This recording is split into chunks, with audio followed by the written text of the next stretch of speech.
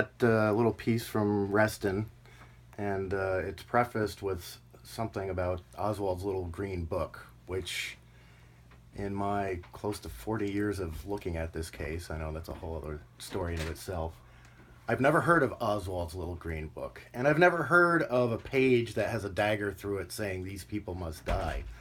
So I think right off the bat, now he could be right about that, but there's there's all sorts of things that kind of smack as being, well, this sounds like just another cover story. Oswald did it alone, but it's a complete, the Warren Commission had it wrong. It wasn't going after Kennedy, it was going after Connally. Well, then you also have to assume that Oswald was the shooter in the first place, which I highly doubt. I think if it was truly him, there's less than a 1% chance that was the case. Yeah, shocking, isn't it? So, I mean, we can get into different reasons why I think that. So I guess you could say I've probably been a conspiracy theorist since at least 1985. So let's take a little trip historically, I suppose. Locked door. There's a camera here somewhere? Yeah, right here. Oh. So we'll get to you in 10 minutes. Just give us 10 minutes. 10 minutes. Oh, just... So I guess it's about, let's see, Joel, when did you graduate high school? 81. 81. So, okay, in 78 was the 15th anniversary of the assassination. I was only 8 years old, but making me feel old here. And into the microphone. Get right into the microphone.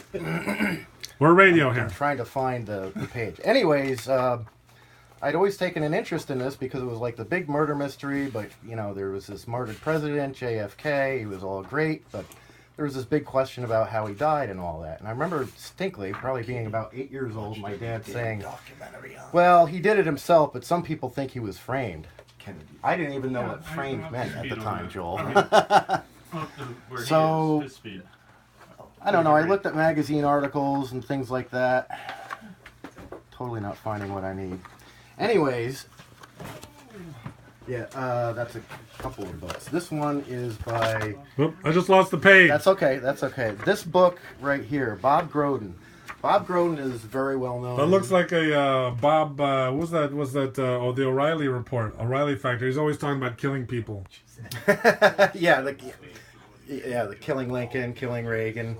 I flipped through the killing Kennedy one. That was a pretty embarrassing rehash of the Warren Commission. I'm like, oh crap, more crap. When I was in the 8th grade, so I did this like 10-page paper enforcing the notion that the Warren Commission was correct and that Oswald did it alone, even though in doing this paper I had a lot of questions. I had more questions than answers, but I'm like, well, paper's due Monday, I got to finish this. So, and more, and I would read things, and I'm certainly not a legal scholar or anything like that. I don't read a lot, but I do get impressions. And one of the things I got from reading the Warren Commission, for example, they talked about there could be nobody behind the picket fence on the grassy knoll because to stand there would be awkward. You'd have to stand on a milk crate, blah, blah, blah, blah. And then they just skip to the end saying, well, even though people heard shots and maybe saw people running, there's no credible evidence to support this. So let's just move along to the next piece of BS to back up our report. That's basically the way I took it. So I'm like, well, maybe there's something here. And what I was trying to find, Joel, I think one of the most salient things that I found after the fact was a book called Best Evidence by David Lifton. It came out the year you graduated high school, and you maybe remember a little bit of a flap about it because he was the one who claimed that Kennedy's body was maybe stolen and that there were surgical changes made it to the wounds to make the direction of the shots change. What about the bullet, the single bullet theory, with the bullet had to travel this direction, that direction? Okay, let's go. I never even saw JFK from Oliver Stone, but I... Well, that's the Altkins picture. That's the Altkins picture? Yep. Okay. JFK is actually kind of hidden. He's starting to clutch his throat. Connally is actually in there. That's Connally's head right there. He's got his back turned. He's just been hit. And so this whole single bullet theory had to come up because there was actually a third man that was injured in the plaza by a ricochet. So you had 2 men in the car with wounds, and now you had a third man who the police and the FBI really wanted to go away, but he was already interviewed. He was on camera with a scar on his cheek and some blood from where he got hit by a ricochet. So they had to come up with a reason for one bullet to go through 2 people in order to account for the wounds. Having taken physics at RPI in the fall of '88, I kind of had a big doubt about how a bullet can pass through 2 people. And you can get into the mathematics of it all, but I think it all goes back to Newton's laws of movement, of motion and energy. And basically, if you have a little slug and it hits anything except for maybe a barrel of water or hay, it's going to be deformed. If you were to shoot it at that glass lamp there, it will probably get some amount of deformation, crumpling in the nose or whatever.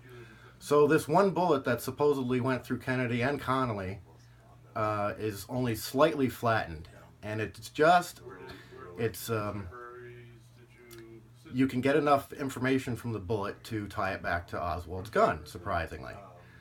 So to say that this bullet actually traveled through Kennedy and Connolly is kind of an absurdity, because if it really did travel through the 2 bones and Connolly's wrist, Connolly's rib, it should have been crumpled. And as a matter of fact, the government during the Warren Commission did do some tests with carcasses and fired a bullet through a wrist cadaver, and the nose was crumpled. It didn't look anything like this pristine bullet.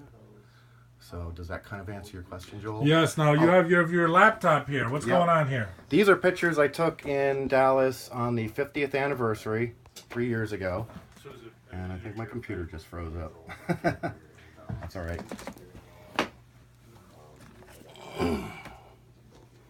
So, I was telling you about best evidence. So one of the most intriguing things about the book Best Evidence by David Lifton was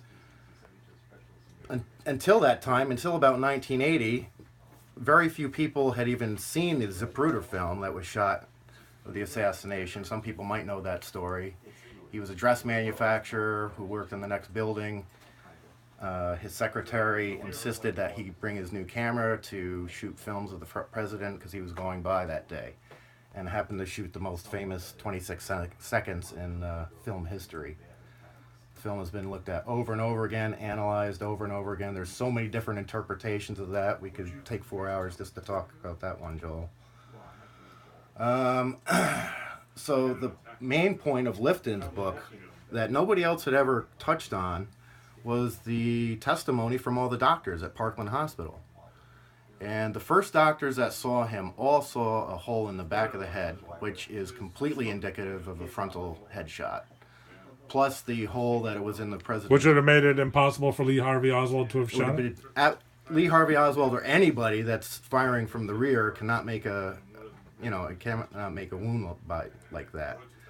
I do think, and this would take some time to get into, that Kennedy was actually hit in the head with 2 bullets almost simultaneously. One from the back, from a lower powered weapon, but the real kill shot came from the front probably milliseconds later and blew out the back of the head, which is actually something that can be seen in some of the pictures.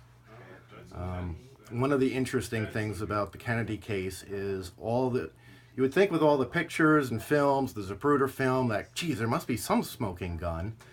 And there is and there isn't, but there are a lot of edits that have been made to these photos. And again, looking at these photos year after year, time after time, all of a sudden you can kind of see a pattern. So if people want more information on this, I'm putting this 10-minute interview, I'm putting it up on YouTube. Okay. What websites, what books do they go to for more information? I would research any books written by either Jim Marrs, M-A-R-R-S. I would also look at anything from Robert Groden. How do you spell Groden? Groden. He was the first person to get the Zapruder film released on American TV in 1975 on Geraldo's Goodnight America.